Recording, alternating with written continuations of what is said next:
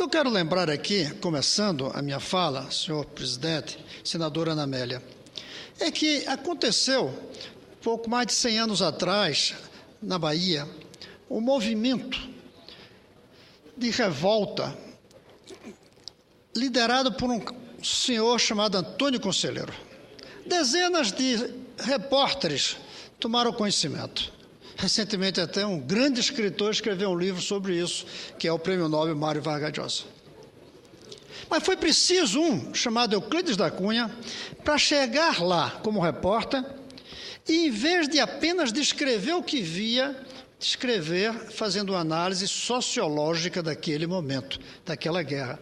Descobrindo, por exemplo, que a briga não era apenas entre o exército e os rebeldes. A briga era entre o campo e a cidade. A briga era entre a mentalidade imperial e a mentalidade republicana. A briga era entre uma elite que estava abandonando a igreja e uma população religiosa. Foi isso que fez Euclides da Cunha ficar na história, porque ele não ficou apenas no superficial.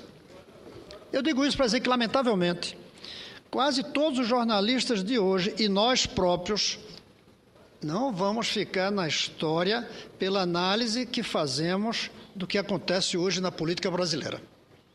Pior ainda, pela análise que nós nem fazemos. Nós apenas olhamos o superficial.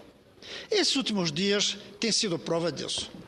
Tem sido prova em alguns assuntos que nós votamos e tem sido prova no evento que aconteceu envolvendo o ministro da Educação e o governador do Distrito Federal, quando ele era ministro. Nós não estamos fazendo uma espécie de sociologia da política atual. Nós estamos apenas descrevendo o superficial.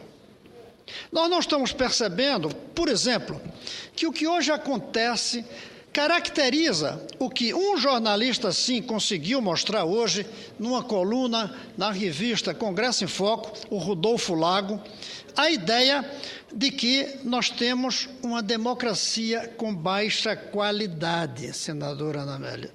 É muito importante. Esse é um conceito sociológico que sai da superficialidade importante de quem paga dinheiro a quem, de quanto é transferido numa conta do governo para a ONG.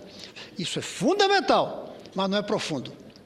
O que é profundo é quando a gente vê o Rodolfo Lago citar um escritor, um intelectual, Kurt Weiland, que levanta a ideia de que o Brasil construiu uma crescente e sustentável democracia, que é cada vez mais sustentável, mas cada vez com menos qualidade. E dá para a gente perceber essa baixa qualidade que esse senhor chama de um presidencialismo de coalizão, que é quase um presidencialismo imperial, mas quase que um imperial comprado na base de cargos, na base de fechar os olhos para a malfeição.